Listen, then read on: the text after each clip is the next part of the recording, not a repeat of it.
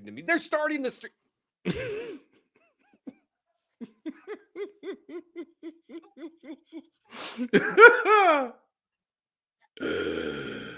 Dog. Yes, they're very funny. 7 consecutive AFC Championship games. 7. Patrick Mahomes, the quarterback of the Kansas City Chiefs, has never fallen short of the conference championship game as the starting quarterback of the Kansas City Chiefs. It's easy to get caught up in the mess of every other thing that happens on a week in, week out basis. It's easy to get distracted as the regular season lurches by. It's easy to be sideswept by whatever's happening on your television screen or on Twitter or in whatever corner of NFL think space that people step into. Which is why I have nothing to say about any of the broadcasters who had anything to do with Chiefs Texans. Thanks for listening to KC Sports Network, proudly presented by Emprise Bank. If you're thinking about starting a business or know someone who is, check out Emprise Bank's SBA loans. It's always good to know your options, and they can be your partner in possible. Welcome to Only Weird Games. It was maybe a little less weird than usual in a lot of ways for the divisional round. Nate's making a face, but we watched a lot of exceedingly weird regular season football. The weirdest thing on Saturday was Travis Kelce turning on the afterburners that burned longer than I thought they were going to. That was weird. You telling me that in a matter of seconds, that is a deep pass to the deep third? Wow, what a catch. Wait, did he intercept that? Wait, no one's challenging? Oh, they left Travis Kelce wide open, and he got more yards than the deep pass I just saw? It's weird. Don't worry, it's weird. It's still definitely weird. Hey, let's see Nico Remigio start the playoffs as if he was literally in a Disney movie. And there goes the ball. By the way, shout out to Anita in the comments. Kelce scores on that 2 years ago. Yes. Oh, easily. That is Travis Kelce 1,000,000% scores. But I will say this, the thing I think I yelled in my house and also multiple times. Thank you. So we are joined today Only Weird Games. Come here, sweetheart. We are joined today Only Weird Games by my lovely 11-year-old daughter, Isabel. Say hi to everyone. Hi. Good job. All One right, of my have a 12 seat. favorite Kaiser children, no doubt. Yes. 412. Yep. She's joining me here at my office today for a little bit, and so every now and then you're gonna hear me doing exposition, essentially, explaining the podcast and what we're doing to Isabel. Director's commentary of this show to your young daughter, explaining what the bleep this is. Yeah, no one knows, not even we do. Maybe she'll be able to tell us what we're doing. That would be nice. So she was just confirming that I did yell. I yelled, Travis Kelce broke a tackle, because that blew my mind. And he broke 2 tackles. Yes. He broke 2 more tackles in one play than he broke all season, which it's fine. Because we talked about this. Yeah. Every single play that he caught the football, he just would just go down. One of my favorite was, I think it was it Houston? Was it Pittsburgh? I can't remember, where they needed to convert a first down. Mahomes made an incredible throw. Kelce caught the ball on his knees and just sat there. And then when a player came in to hit him, you'd see him turn around like, dude, come on. We both know I wasn't going to get up. What are we doing here? And watching him turn the clock back in terms of jukes and in terms of tackle breaking, that was incredible. We did also see the limits of clock turning back because, man, he went to the well in that last gear. Although I wonder, had he just really sprinted and not tried to you could see the gears turning. He turns to maybe attempt to break one more tackle rather than just sprinting away. I wonder if he'd have made it. But also he's 35, and I think he was tired. Look, I know these athletes are incredibly talented, and they're also human beings. But I think the reason he didn't score on that pass was because the most important thing is maintaining possession Yep. of the football. Yep. Keep that football, baby. You got to keep the football. So it's striking that the reason we are getting the next game is because one tight end ushered yet another vintage Hall of Fame performance, and another quality tight end thought he was Travis Kelce, as Seth said to us on Sunday. And look, Mark Andrews, other than a couple of really, really, really, really awful plays, played well. And based on the discourse surrounding Lamar Jackson, apparently that means it wasn't his fault at all that they lost. So, Mark Andrews for a couple of years statistically was on par with what Kelce was doing almost. What I quote tweeted, and I felt bad about afterwards, because when he dropped that 2-point conversion, I was just like, oh, because I mean, that has to be probably the worst professional moment of his career. Because, dude, you gotta catch that. Like, holy smokes.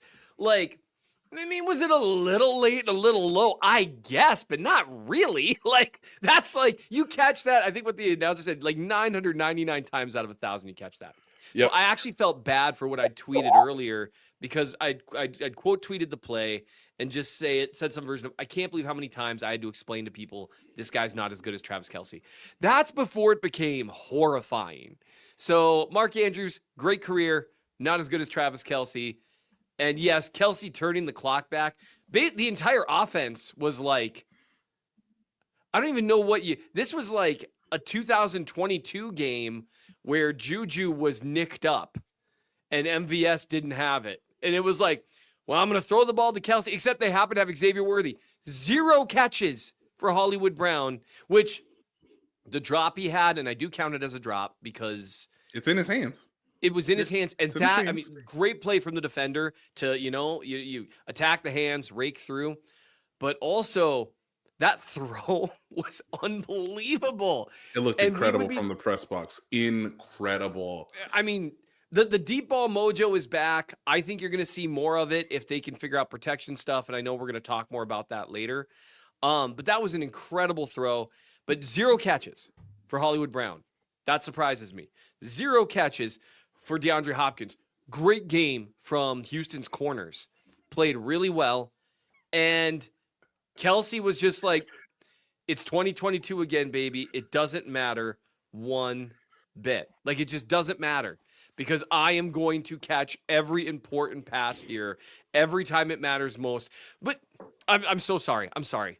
Because I have spent so much time the last few days arguing with people online, some of whom are ill-informed. I don't know. I really don't have a good answer to you.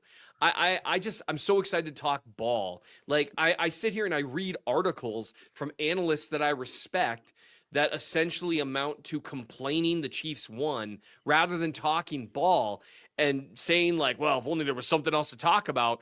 I don't know, like a future first ballot Hall of Famer turning the clock back and having one of the best performances of any pass catcher in the playoffs so far at 35, continuing to chase Jerry Rice's record, one of which he's already broken in catches, the other 2 in yards and touchdowns he's actually got a shot at because of how dominant he was. But yeah, if only there was something to talk about related to football. No, instead, we should talk about the refs. And did you know that the Chiefs have had some off-field stuff? It's pretty upsetting. People are tired of their shtick. Seriously. And these are people that I respect that are writing stuff like Jimmy this. Stewart wrote that. Yeah, I know. Why? It always sounds like Jimmy Stewart. These damn Chiefs. Wow, you want a Super Bowl with someone else? Well, I'll throw a lasso around it and grab it He for flopped, Mary. He flopped. you.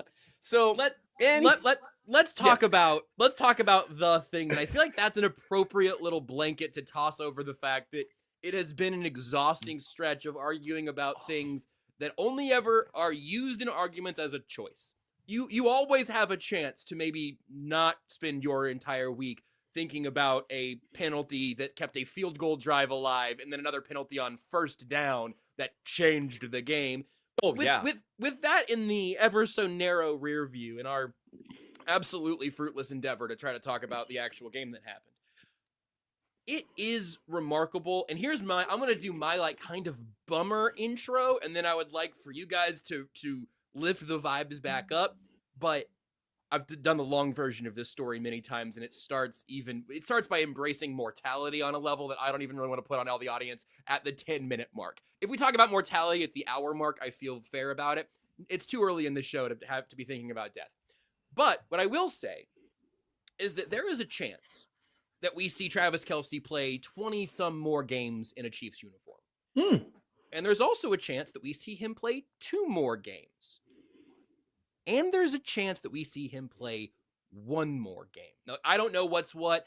Nate might have hunches. I also don't really want to do like the Travis Kelce retirement discussion here 2 days after this game. The reason that I bring that up is because sometimes realizations like that about mortality and whatnot are a little bit motivational for me to embrace the moment that I'm currently in.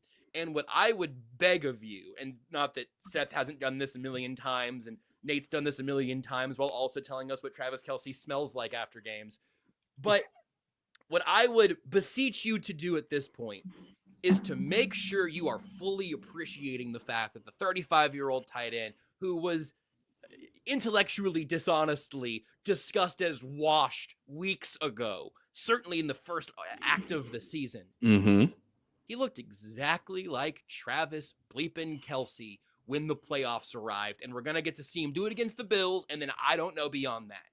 But we got to see that again on Saturday, and that's remarkable, and it was never guaranteed to us. Yep. The best part, because of course, I think the offense has taken many iterations this season. They've gone through many phases, many lineup changes, everybody trying to get together, but also we got this left tackle thing. And oh, by the way, like the Texans have a pretty confident defense. Yeah. And a good one. And then Travis Kelce uses every skill they have against them. And I mean, there's a reason why if I know you're going there, and again, I've written about this before last year, the way he ad-libs his routes. If I know you're going there. Oh, that touchdown. It's a touchdown too, but it's if I know you're going there, and if I know you're watching Mahomes' eyes based on his potential movement or movement out of the pocket, I'll just stop right here. Now look at all this space. And he doesn't just see where people are actively going. He sees where they're about to go. He on that touchdown catch, I wrote about him obviously first thing after the game. On that touchdown, so the Texans' best linebacker is in a zone look, and the Texans initially cover it. They cover his route. He's covered. It's over. Where he's supposed to turn and look at that vacant spot, and then if it's covered, then Mahomes has to move on. The Texans cover it. The linebacker starts to break on it. And here's the thing. Before he even starts to break on it, you see Kelce looking not just at him, but past him. And he just shimmies for just a second in that spot that he's supposed to stop at and watches the linebacker go. And even as the linebacker's starting, Kelce's already breaking the other side of the end. I'm already moving the opposite direction. He's already doing it. And that's the reason no one else can do it, because you can't do it. I see what you're doing, and now I will respond, because these defenders are too fast. You have to actively plan it out. You have to. Kyle Long had a great segment on This Is Football where he talked about Travis Kelce going off on his own while everyone else is taking a break or whatever, and just kind of walking a third of the weight speed through his routes and just thinking, okay, well, if they do this, then I'll do this. Like, people think, oh, he's just a prodigy. This takes work. This takes years of trying harder than everyone else. And it's an incredible, and yes, some people could work their whole lives and not be able to do it, right? There's a certain talent set to it, like processing speed. But the reason it looks so easy Because by the time he caught the ball, he's literally just standing in the end zone, holding perfectly still, like he was playing with a bunch of third graders. He just catches the ball. His feet are planted to the ground. He's just standing there. And it looked so easy because he did something that no one else does. And that is just so cool to watch and then see him marry that to, well, yeah, this is going to hurt a little afterward, but it's the playoffs now. I'm going to remind you that I'm 6'5" and about 250 pounds, and you're not. And so if you think I'm just going to go down because that's what you saw in film all year, he would just go down. He'll go down. It's kind of, Mahomes doesn't really try that hard to break tackles until he absolutely has to because he's too valuable. He's not looking to get hurt. And Kelsey was like, there's not a lot of people between me and this end zone. I think I'm not going to let you tackle me, Mr. Linebacker. And it's just such a privilege to watch. Josh, you're absolutely right. Appreciating that sort of thing and talking ball and appreciating the Chiefs have 2 games. They have 2 games from doing something literally no one else has done. And watching Travis Kelce literally dominate a game to the point that they needed 0 catches from Hollywood Brown and DeAndre Hopkins and still won. Now, hey, shout out to special teams. Shout out to Houston special teams. Shout out to Ryans for deciding to go for it on 4th and 10 at the last second to rush his second-year quarterback who kind of struggles sometimes to ID protections very well, rush him to the line where he doesn't have time to look at anyone. And There's as only soon 4 as minutes left, Seth. What are you talking about? I mean, you had to go for it. Oh, no, there wasn't? No, It was significantly earlier than that? It was significantly earlier. It's like 9.5 minutes left in the game, and Really people want to talk about. Seriously, they got pressures. I'm sorry. I'll get there in a minute. Shout out to all 10 of minutes, those guys. 9:59. 9:59, and I get it. Like you're on the 40, but like maybe like, and we are. I think this is a team go for it podcast. The most Yes. aggressive. This is the most Yeah. aggressive Yeah. podcast that exists. Yeah. I'm not even arguing of Detroit. necessarily against going for it. Although 4th and 10 is tough. I mean that is When you haven't- tough. By the way, the reason you're in 4th and 10 is because you couldn't protect the 2 previous plays. And that's just it. The last 2 plays, your quarterback had a free rusher sprinting towards his face the second he snapped the ball. And that is, what makes you think it's going to be different?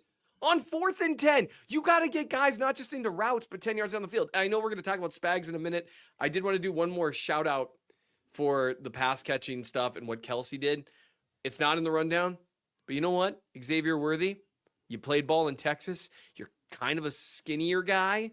I wasn't sure how you'd handle the cold. Shout out to you, my guy. It was Xavier Worthy. It was mostly Travis Kelce. It was Travis Kelce and his little buddy Xavier Worthy. And that's all they needed to get it done. And it was just so impressive. But that doesn't happen without Kelce not just being a really good tight end, which is what he's been all year, but him being the best that the league has ever seen, which he reached down. He said, okay, so what we need from me is the best the league has ever seen at this position for this game. Okay.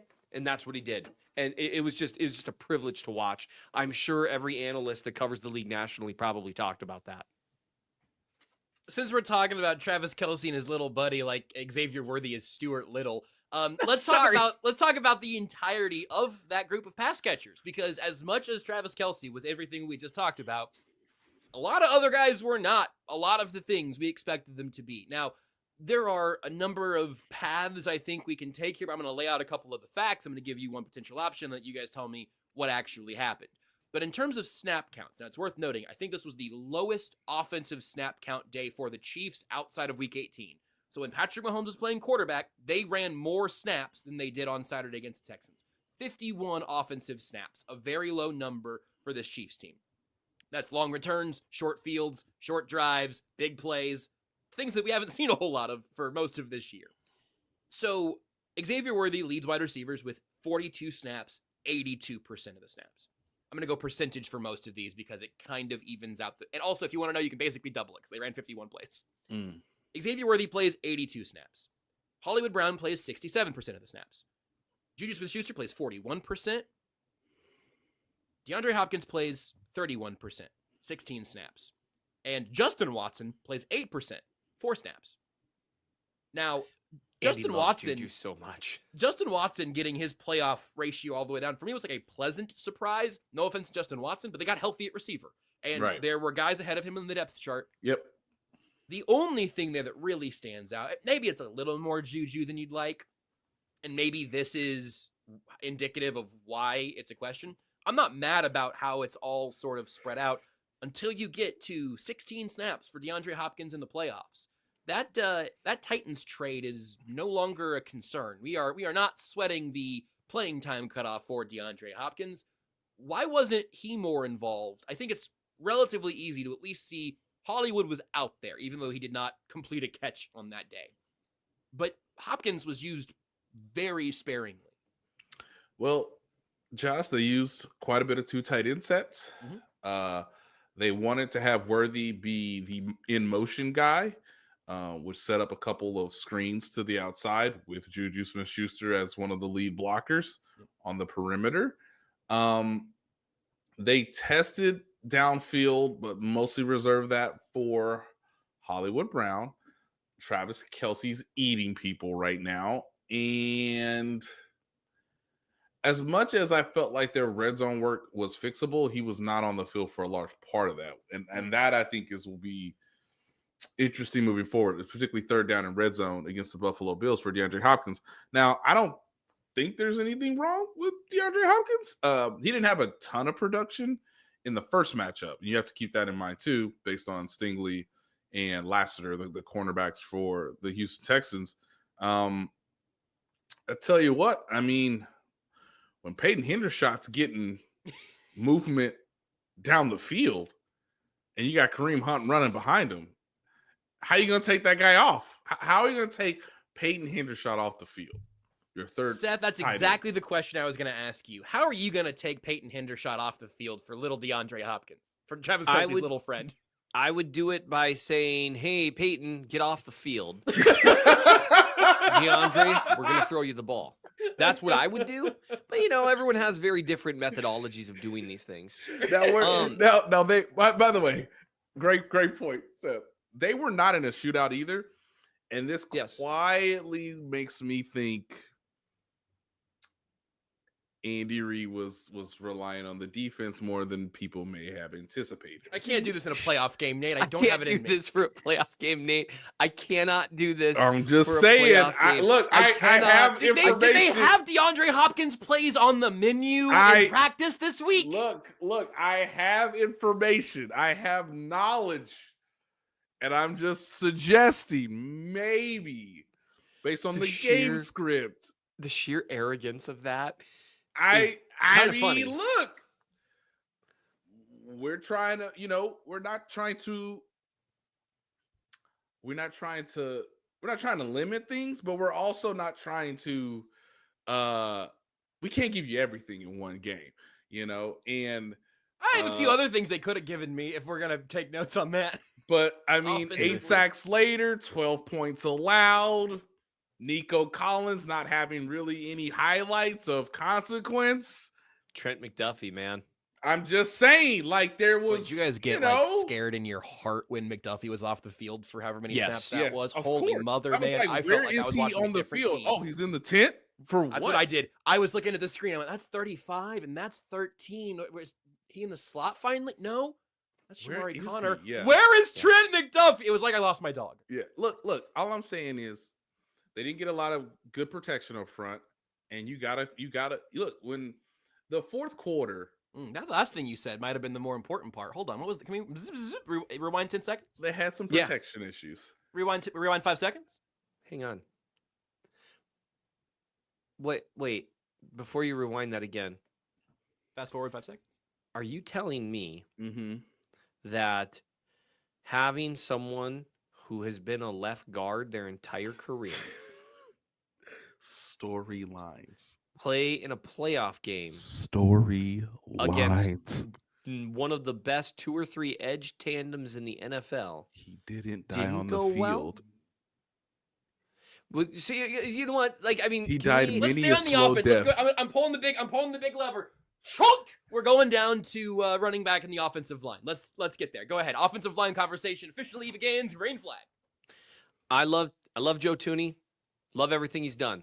I'm actually in the process, just so everyone knows, because questions are being OL, our offensive line. I don't know why I'm doing abbreviations here, to save time. And then I explained it. Anyway, so Let me get Isabel's thoughts. I'm actually Yeah, ahead right. of yours. Yeah. Keep going. So here's the thing. I'm actually in the process of writing something similar that starts off with how much I love one player while saying another player should probably get the vast majority of the carries for the rest of the playoffs. I think you guys can see the direction I'm Look, going with this. we had one. He had one opportunity. He had 3 weeks to prepare. Sometimes, the season doesn't go the way you or we predicted. Absolutely. Here's what I would say. This was the first time we saw Joe Thuney and Mike Caliendo have to face a team that they faced before. And Will Anderson, if I'm recalling his name correctly, Junior. which by the way, Will Anderson is a weirdly tough name to remember because it sounds like a Madden generated name. Really You know what I- does. Like Really does. 1,000,000%. If Will you took your Madden franchise 5 years in the future, Tennessee. the top edge in the linebacker. draft was Will Anderson. You know what I mean? So anyway, Anderson, if you go back and watch, and there were some, he tried a variety of things. You can't do the same thing over and over again. But he just started running right through Joe Thuney's chest. And of course, because Thuney never beats himself. He does not. He gets his feet right. He gets his hands right. Seth, I think you learned that from a guy called Miles Garrett. Yes. And that's basically it. That's the thing with Thuney. You're going to have a hard time beating him around the edge because he's got good feet. And even though he doesn't have length, he's got good technique, and he's going to die a slow death around that edge. He's going to die a slow death if you try to cut inside. If you try a variety of hand fighting things, he's going to die a slow death. But he weighs maybe 300 pounds. He is an undersized guard for a tackle. His length and his size and his power in upper and lower body, they're just not high level.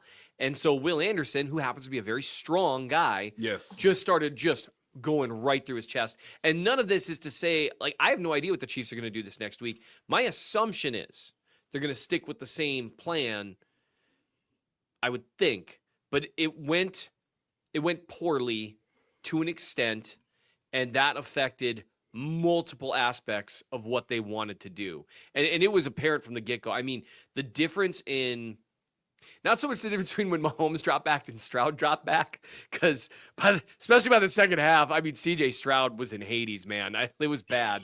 But I will say, even early in the game, the Stroud had more time when he dropped back. And you could see that early.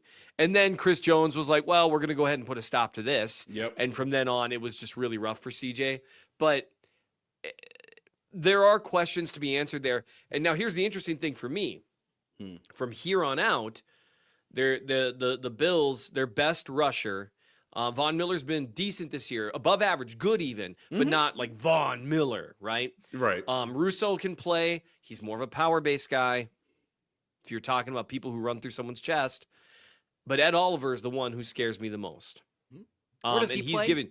He plays on the interior. Now, here's the thing. They might match him up against Trey Smith quite a bit because he has given Trey Smith a real hard time. Multiple matchups. He has consistently been able to win in pass protection scenarios against Trey. But I will say, depending on who it is in the playoffs as well, or in the Super Bowl, if they get that far in the playoffs. In the Super Bowl, if they get there, it would also be a team whose best rushers are from the interior. That's a little disconcerting. Now, the Eagles, they just send wave after wave from everywhere, but the guys that scare me the most come from the interior. So it's kind of an interesting choice for them to make here on out. I'll be, to Mike Caliendo's credit, I noticed him less than I noticed Joe Thuney, which is the first time that's happened with Thuney. But also, it's the first time they've really moved to a more drop back or attempted drop back game plan. And that also could be on some level about the caliber of competition, too, in terms of where that's exposed. I want you to expand on all that, Nate, but I just have like an honest-to-goodness question for you. I'm going to give you two sets of measurements here. I've got 6'5", 307, and I've got 6'5", 304. Okay? 3 pounds difference, these two identical bodies. Nate, you've been to practice a few times. Are Joe Tooney and DJ Humphries the exact same size? Because that's No. what the Chiefs website says. No. No. And I think Pro Football Reference also had the same ones. I checked it there a few days ago because I was like, what is the size difference? And then I saw they were identical, and I went, I guess I'm never going to know the size difference because somebody's lying a lot. Yeah, somebody's. They might both be lying in opposite directions, it seems, probably. Right. There was a. What's funny when you ask me that is I think about that one snap in Denver in week 18 where Ethan Driscoll went out for a route, lining up next to DJ Humphries. Yes. And one of those guys looked like a tackle. Yes. Compared to the other guy who was playing tight end. So yes, there are levels to this. But no, DJ looks more like a left tackle. That is clear. I think Joe Tooney's, I don't know, Seth, would you say he's above average for his athleticism at the position, even given how skillful he is as a technician, You know what? repeating those skills? For athleticism at tackle, I'd put Tooney as maybe a little above average, maybe. Mm-hmm. But he's so technically sound. It's kind of like Mitch Schwartz would be the first one to tell you that he was not a particularly good athlete at the position, but he always had his feet and hands correct.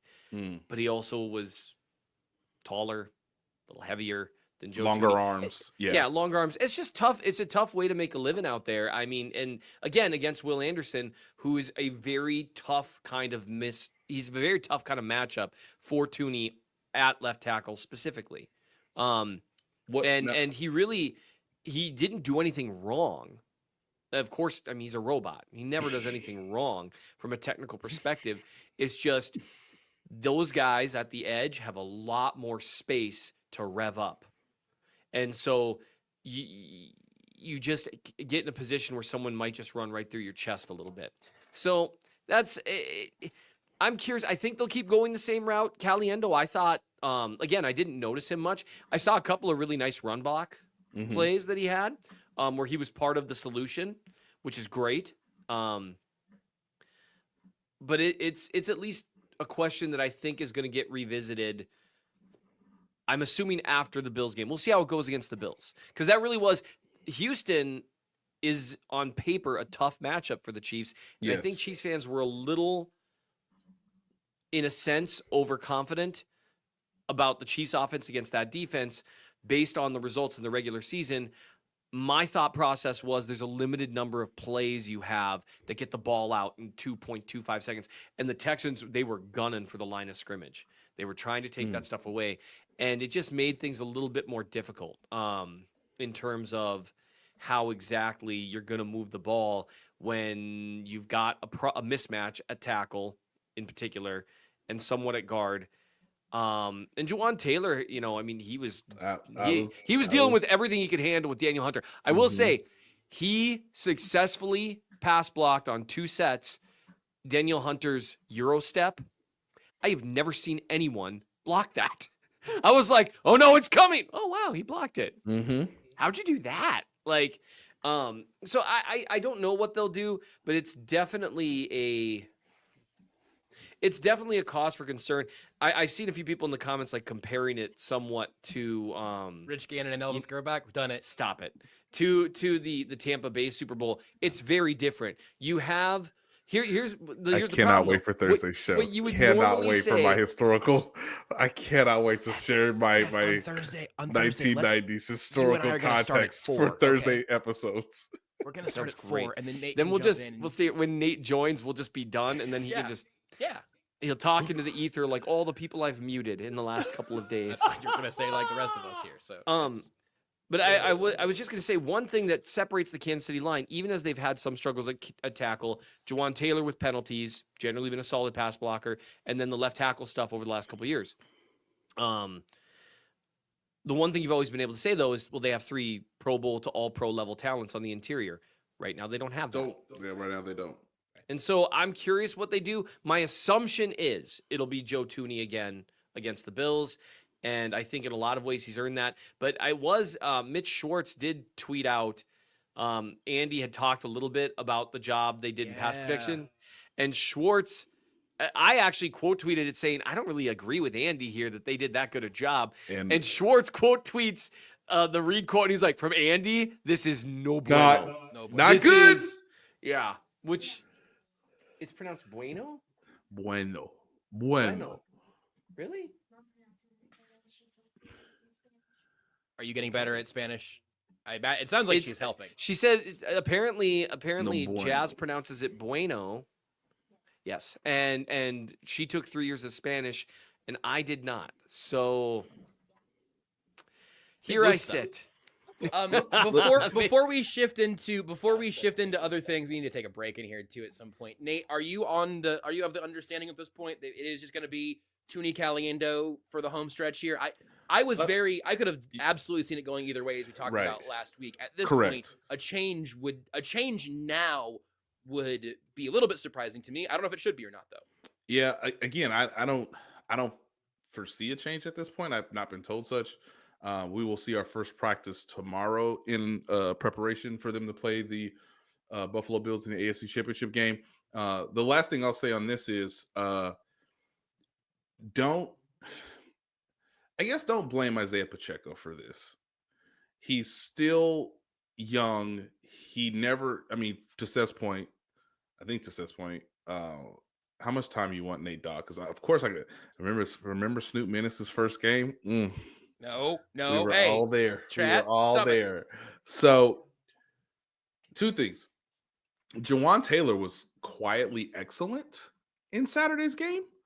Didn't give up a sack. Gave up one hurry, one pressure. That's it. Removed Daniil Hunter from the game for the most part. And some years you just have an injury and you're just not right. Now, I know Seth will say that, did Isaiah Pacheco have the greatest vision entering the league? No. But he ran with such intensity, and he could catch the ball, and he was very difficult to tackle.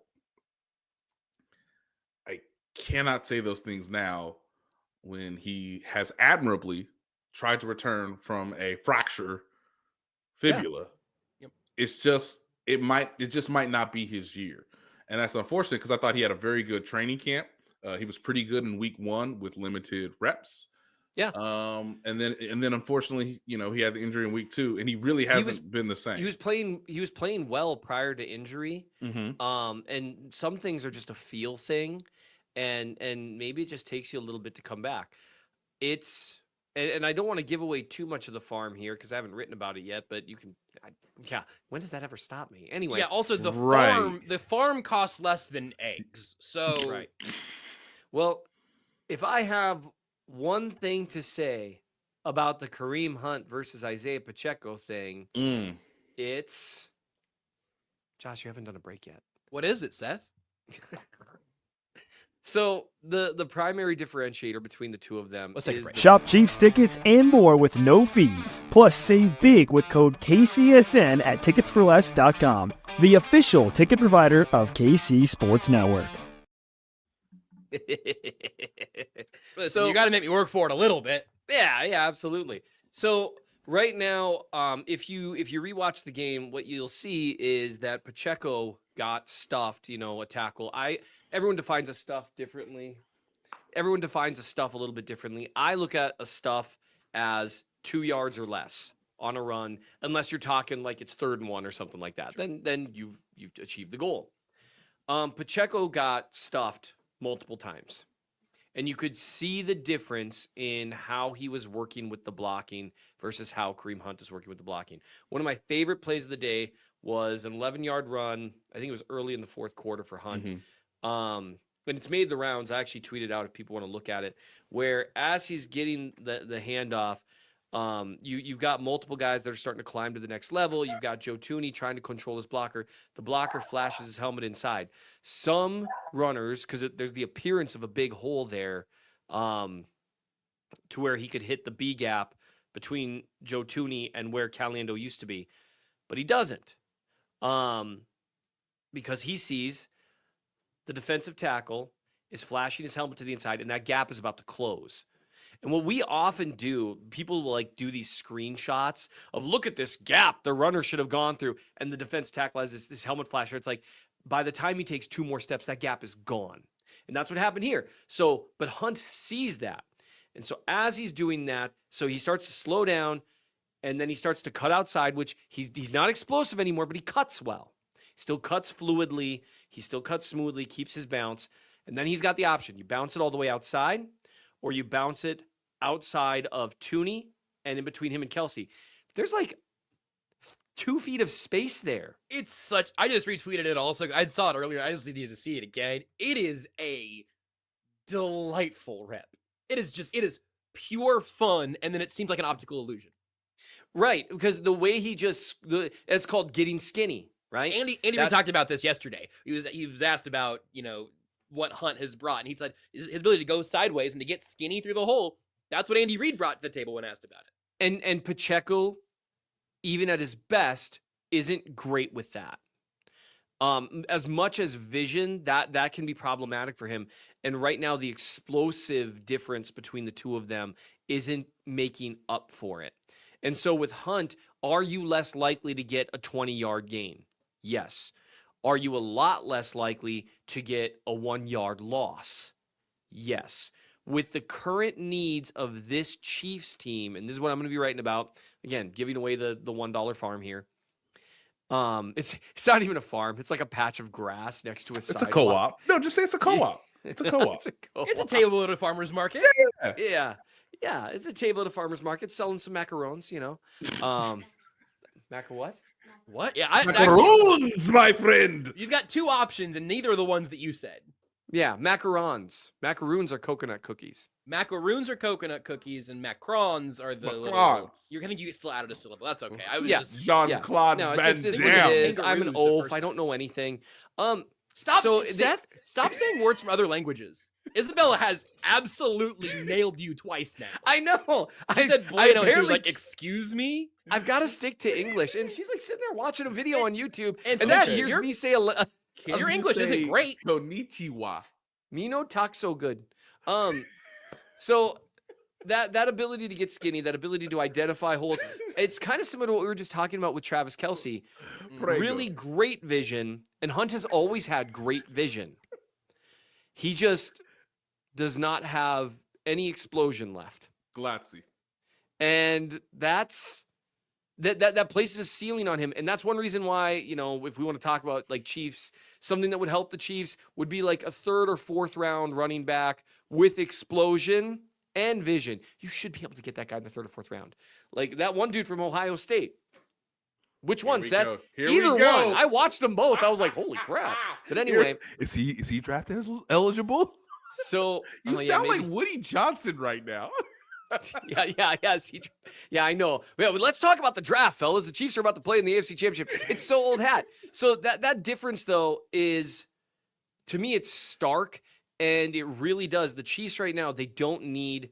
Yes, they need explosive plays, and so that's why I thought Pacheco returning would be a big deal. Yes. I think with Worthy and Brown together, and with Travis in playoff form, I don't think they need explosive plays from the running back. I think they need to be in 2nd and 6 instead of 2nd and 10. Yeah. I think that's a much, much bigger deal at this point. Is there I going to be a agree. change in that, Nate? Because that was the thing yesterday. I think or Saturday. My memory, I think, was Pacheco, P. Ryan, Pacheco, P. Ryan out of the gate in terms of the first 3 plays of those drives. Is there going to be a change to get Kareem Hunt involved that way, or are we just going to see him come in as the backup and then get the majority of carries again? On Saturday, he kept the structure intact because he is a football coach known for his loyalty. And he gave Isaiah Pacheco a half to demonstrate that loyalty should continue. Now, it's not Isaiah Pacheco's fault, as we've said earlier. Circumstances are different this year than last year, which, ladies and gentlemen, look at this man's stats from the wild card round through the championship round last season. Oh, yeah. It was freaking incredible. Sorry, Isabel. It was unfucking believable. No, whoa. Okay. Seth can still hear you. He's fragile. And you know what? This year just ain't that year. And so once the Chiefs, now listen to me, once the Chiefs got a lead or needed to respond to the Texans' elongated touchdown drive with an elongated touchdown drive of their own, I don't know, similar to like the Tampa Bay game, similar to like, I don't know, the Chargers game.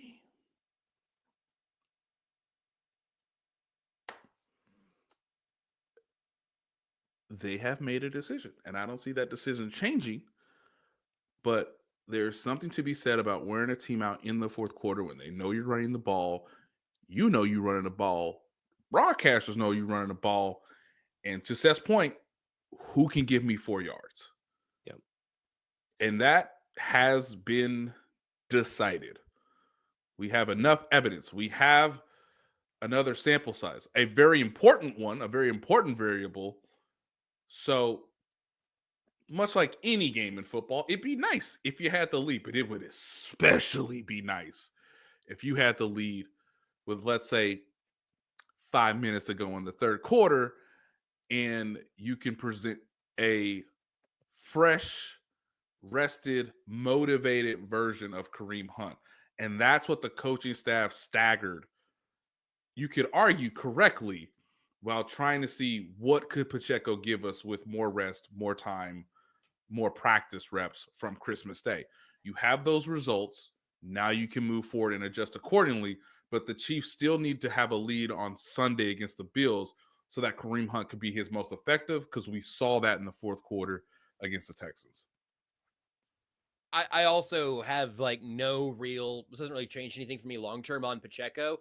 It's also get your off season and continue coming back from a broken ankle that you did return to play on, and see if the burst comes back. It's wild. Of course, he'll be a part of the mix in training camp. He also shouldn't be the unquestioned starter. Probably should have been the unquestioned starter this year. I mean, they didn't sign anybody, Josh. Anybody, dude. Anyone. Isaiah Pacheco got hurt shortly thereafter. Clyde Edwards-Helaire, New Orleans Saint. Amani Bailey, not on the team. Carson Steele, fullback/kick returner. Deneric Prince, not on the team. Keontae Ingram, practice squad. Louis Reese-Zammit, changed positions and teams. Like, that was the list of running backs we were talking about, and then Samaje Perine became available. They go get Kareem Hunt. I think it's pretty straightforward kind of where those gears turn now, and then we'll talk about the entirety of the running back room sometime this offseason. Let's get to the other side of the ball, because we could have spent 45 minutes just talking about the defense and just talking about Steve Spagnuolo. We've mentioned some of their names, but Seth, I'm gonna give you the entire defense to pick a place to start with, because pretty much the entire defensive line gave you something to talk about. A huge game from George Karlaftis. Pretty much the entire secondary gave you something to talk about. Most of it positive. Obviously, the return of Jalen Watson. Trent McDuffie plays incredible football. Some interesting rotational things we may or may not have time to get to. The linebackers might be the group that were negatives when they were noticed more often on Saturday, but it wasn't like the defense fell apart. This wasn't that Eagles game from a couple of years back where like everything in the flats was just an instant first down. Just thinking kind of through the position groups. I give it all to you, Seth. Where do you want to start on the defense? The thing that's going to be most obvious to everyone is going to be the 8 sacks. That was ridiculous.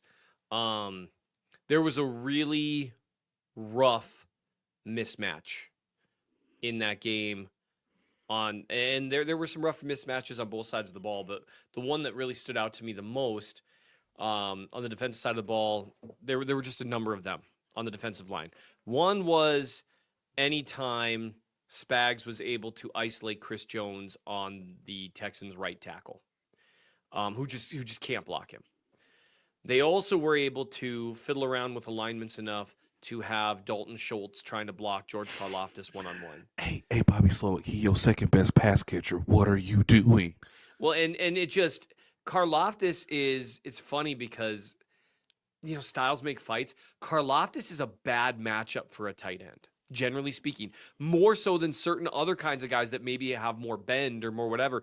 But he is just, he's kind of crazy, at least how he plays. I'm sure he's a very calm, dude. in real Remarkably, life. Seth, he has the biggest off-field, on-field discrepancy of anyone I've ever seen, I think.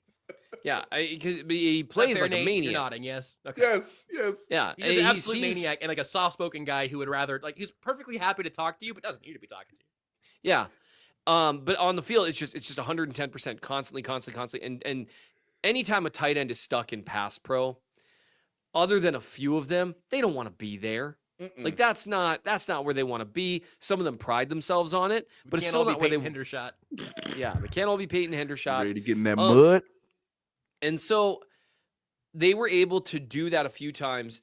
And Spags was able to several times, including the drive that I wrote about when it mattered most. I took one play just to demonstrate the twist that Spags was putting them through. And then I just talked about that fourth quarter drive where Spags was just, there was a huge mismatch between Slowick and the protections that he uses and Spags just unlocking them.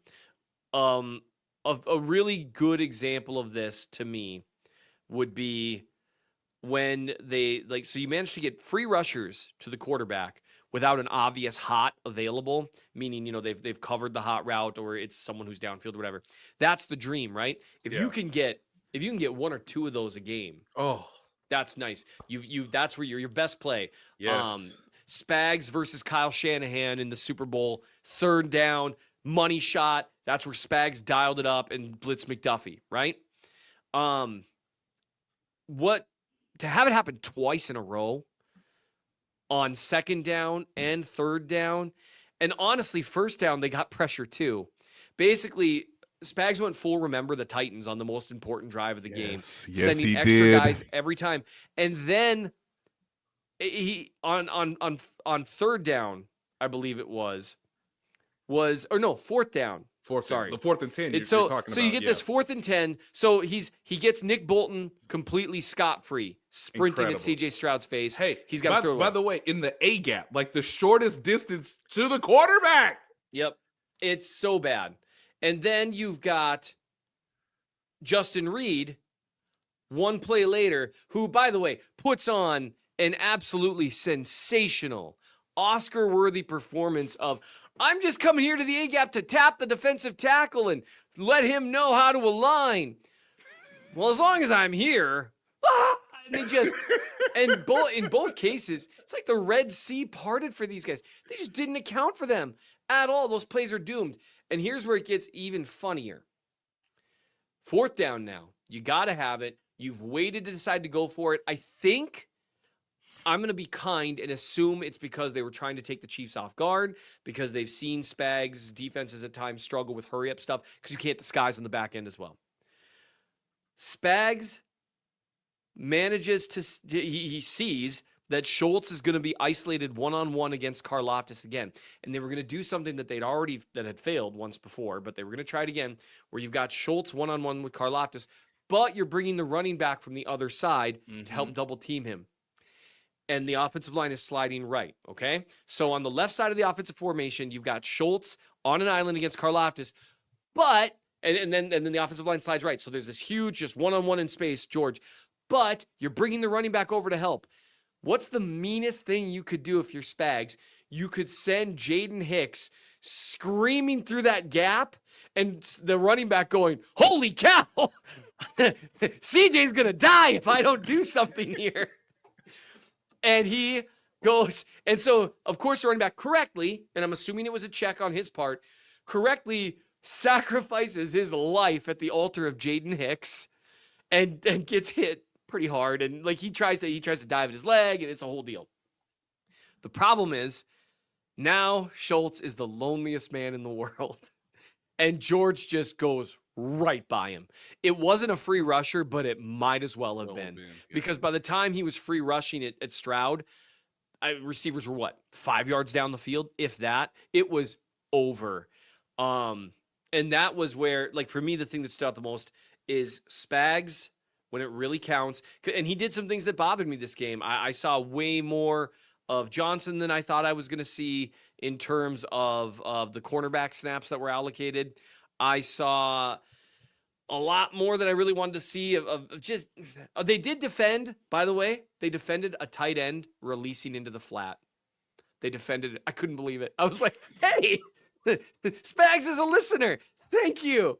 But like matchup stuff, protection stuff, man, he's good at exploiting that. Because sending that 4th and 10, sending Jaden Hicks and forcing the running back to not help with Karlaftis is just like, just no matter what he does, he's going to be wrong. There's a similar thing there on the play where Bolton got through.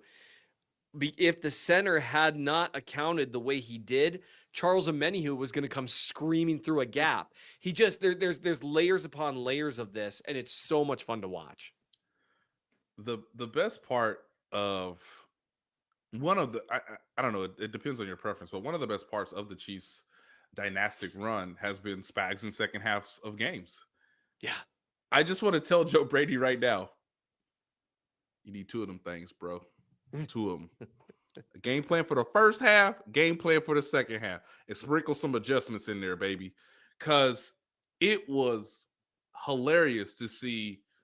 I think this is why football is so fun, because you saw the Texans get as close as you could to the double dip, right? Of, man, we really need points here to just get to halftime. We get the ball back. If everything goes okay, hey, what if we take time off the clock too? Like, what if we try to shorten the game, sustain some drives? Hell, maybe we'll go for it on 4th down. Lord willing, if we score a touchdown, it's a tie game, coach. And look, they'll start looking at the clock and being like, yo, there's only X amount of minutes left in the game, or maybe there's only the 4th quarter. And then he missed the field, or then he missed the extra point. And then Spags said, oh, that's cool. Y'all didn't know I had all these blitzes, right? Because I ain't really showing them in the first half. Because I mean, that's sorry, Isabel. That's shits and giggles time. Okay. Now comes Sorry, Seth. rockets out of my butt cheeks into your heart. Okay. And that's way more PG-13 than saying shit. One of the crazy things was he was like, okay, all right, just let's see how they do on the first couple plays. Okay. I'm sorry, did they pass midfield? Fire them off. Fire them. Here we go. Fire them off. Take them all. I don't think you could have come up with a more visceral or a more sort of emotionally correct way of describing that, Nate. Yes. That was they literally passed midfield and he just said, no more. Not on my watch. Here come the Rockets. You blitz all night. And one of the things Spags did multiple times here too, and if you're interested, you can check it out on the Chief of the North newsletter. He had multiple plays where he stacked the line of scrimmage and threatened to send 6 or 7 and then sent 4 or 5. And then on the last play, it's like, you ran a condensed split. I can line up 10 dudes right here and you don't know who's coming. And he sent 6 and it was just sick. It's just sick, man. Like I get to Kyle Shanahan over the weekend. Did he talk to him? Claire didn't listen to this show. And that's where I'm so interested in what the Bills do with that, because a lot of their good run stuff comes from condensed looks. They bring in an extra offensive lineman. They're really good at it because they've got a lot of beef, man. They just go straight downhill. But the problem is with those condensed splits, you can blitz, and that matters against the run as well, because yes, if you can hit that hole and get to the next level, you're great. But if you've got a cornerback screaming down the line who makes contact with your runner before he hits the line of scrimmage, that's a problem. So it's just such an interesting thing to see Houston utilize some of the things they did. I think that was quite the mismatch. And then Karlaftis, he stepped up. Omenihu had a couple of quick wins. All that stuff matters. And you just see it, how it just all kind of culminates in a dominant pass rush game that didn't start off that way. let's go ahead and talk about what matters ever so briefly here. This may be more of a teaser for Thursday's show and an opportunity for both of you to talk about things either that you have already written that we have not yet talked about, or things that you will be writing between now and Thursday. But Nate, you were proposing this question earlier. I think really proposing that you had an answer earlier.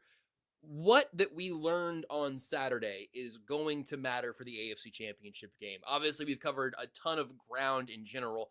What's the most important, impactful thing to you? A couple things, a few, if you will give me a few minutes of your time. Is Jalen Watson healthy? Get in the cold tub. Get you a hot shower too. Get the massages. Eat right. Because you're going to eat all these snaps next week. Mm-hmm. All of them. Okay? We did you a service on Saturday. Because they ain't had nobody other than Nico that we was really like, game plan specific for. But this week, you can't put... I know he's a good player compared to 99.99% of football players. But I rewatched the game from November, and 13 cannot be out there. He cannot, unless there is some injury that forces your hand. That's where they were looking. Sorry, I'm trying to give you space. Yes. But yes. I mean, that was one of the games where he really did get that. That was one of the games that brought on Josh Williams starting to see the field a lot more, regardless of his constant special teams errors. Spags, just play him on defense. Please. Just play him on defense. Please. He's a solid corner. Just stop putting him out there on special teams. Anyway, please, Nate, go ahead. Another snap count note here, just in case anyone was wondering. Trent McDuffie did not play in the slot on Saturday. He lived on the outside. He had like one snap and like 3 or 4 different alignments for PFF. It was all outside for McDuffie. Yeah. And look, at Shamari Connor, competent, suitable. Let's see if that carries over next Sunday. The other thing Not we've talked Shakir and Cooper. Let's see if it carries over next week, or if Jaden Hicks would like to enter the mix as a safety while Trent McDuffie plays slot because he's the best slot corner in football. Look, I don't know what you want me to say. Now look, I don't want you to say that Jaden Hicks is going to play slot. I'm sorry. Anytime you can put in a 6'2", 215-pound safety Gotta do it in the slot, it's like, let's try this out. Let's see what happens. So look, Trent McDuffie did not play a single snap in the slot, I believe, against the Bills in November. Yes, that will matter. He should probably do some of that, okay? Just mix it up. The other, we talked about the running back situation. That was one of the things on my mind because Kareem was pretty good for large stretches against the Buffalo Bills. It's just the game script. They were behind the entire game. So it's a little wonky versus like if you play without 2 turnovers, versus the Bills not having any or they had 1 turnover. They had the interception from Connor. Okay. It's not every day that you talk to someone who is supremely confident in their abilities, who is so confident that they welcome the haters, that you can talk to Seth whenever, man. Allow them to say what they want to say about you. And, maybe they prove themselves to be right initially. One game means a whole lot to one man. It just so happens that Seth was concerned that he could come back and be the same player. Inspired him. Oh, thank you. To becoming a better player. Thank you. Because I think it was Todd Lebo from 810 who asked Charles Minihue about how he was physically doing. And I saw a man go through the stages of anger in real time. He closed his eyes and just said, I'm not 100%. Stop asking me. And I just said, okay. Okay. Now, clearly, Charles Minihue knows he had his ACL injury in last year's AFC Championship. He did not get to finish He did not get to play in the Super Bowl. What matters for the AFC Championship game is the Bills were able to protect Josh Allen in November. He was 0 sacks. It's the only game the Chiefs have not gotten a sack on an opposing quarterback when they tried to win the game. Let's remove Week 18 from the record books. Charles Omenihu knows that he wasn't playing that day, and Charles Omenihu has spent an entire year working to have a similar impact, if not a bigger impact, should the Chiefs get back to the AFC Championship game. They have now returned, and so I would just encourage people to be mindful of what Charles Omenihu can provide, because he did not play in the first matchup because Seth was right, and he had not yet returned triumphantly back to the field. Anybody you'd like to apologize to, Seth? Or retractions you'd like to issue? I should have done a better job of explaining why I believed his imminent and successful return. Decline. I get it. No, you're a hater. There it is. Nate and I were never there, of course, but we've all gotten to reap the benefits of your motivation and Omenihu's resurgence, Yes. Much to your dismay. I think, honestly, Seth, I just think it's irresponsible. I don't even know if Isabel knows this. You put her entire college tuition savings on all of Omenihu's season unders, and I feel like that was irresponsible. But well, unfortunately, I couldn't because I spent it all bribing the refs. Well, no, because I do think I did. We haven't spent any time. We've actually talked football, a Yes. novel concept. we haven't spent any time thinking about Isabel's future. But We have I not just- saved anything for I her. just want to give a shout out, and I'm assuming there's not too many people that watch this show that are not Chiefs fans, but I just want to give a shout out to the conspiracy theorists who believe that the NFL that has shout out to Taylor Witt of Always Sunny in Chiefs Kingdom for doing the work here, that has $100 billion at stake, and that's a literal number, is willing to risk that. Because you understand a rigging scandal kills the NFL. Kills it. Yeah, It would. dies Yeah. with a rigging scandal.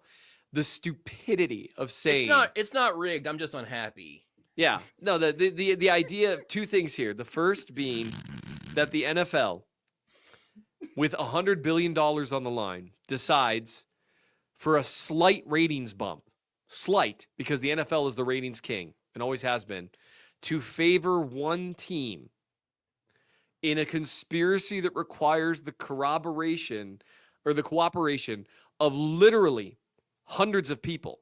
Do they realize officials? This is their second job. This is not their. It's not their This- primary source of income. It Makes it requires easier to bribe. it would require that literally no one ever said a word or blackmailed them. Because you know what I would do if I Good was a ref theory, Seth. that was I like that. if I was a ref that was told, "Hey, you need to do this, this, this, and this," you know what I'd do? I'd record that conversation and say, "Hey, Roger Goodell, give me $500 million or I will torpedo your league. And yeah, I might lose in court for a blackmail claim, but I won't care because you will all be broke and you'll all lose billions." Then no one ever did that. And then also, you have to simultaneously believe. Shout out again to the conspiracy theorists. I think we might actually have one in the comments. Oh, yeah. Definitely. Yeah. Shout out for believing simultaneously that the refs are incompetent in every other game. Yes. Yet when they ref the Chiefs, those sly dogs, those rotten scoundrels become so incredible Can at rigging that statistically it's unprovable. That's how sharp they are. And then they're just incompetent every other game. My goodness. And that, the chutzpah it takes to believe that. Shout out to you, because I understand that your emotions really depend on believing that. And I hope for your sake that the Chiefs win the next two games on the most controversial calls yet. I don't actually want that. I'm going to break from Seth here. I will say it's very funny also if you believe all of those things and then you think one of the solutions is giving refs the power to penalize quarterbacks for air quotes flopping here. your solution is to give those same refs more power to use a call that may go against or with your team. It's more of the same. These evil What's refs are rigging the game. Let's give the refs more power. More Wait, subjective power. What were you going to say, Nate? The sheer stupidity. This is the history lesson, kids, in context to all of this. Now, remember, as Seth said, we're talking about billions of dollars in our Lord's 2025 in the most popular sport in American sport history. By far. There was a time, ladies and gentlemen, where Pete Rozelle became the commissioner in 1960 with the advent of the television, convinced white, crusty owners in the 1960s, before the whole wild group that was the AFL, to say, hey, boys, we can't have the Green Bay Packers if we don't split this money. We literally can't have the Green Bay Packers. Like, we have to have some form of equality. And so you're telling me that Pete Rozelle in 1960, with that whole thing called the mafia surrounding, the entertainment industry. I think we should try to get to the most fair lane possible. And they were like, for monetary purposes, this man might be right. Interesting. We don't want a Black Sox. No! Who? What? Did you just say black? No! Whoa! Whoa, that's baseball. No.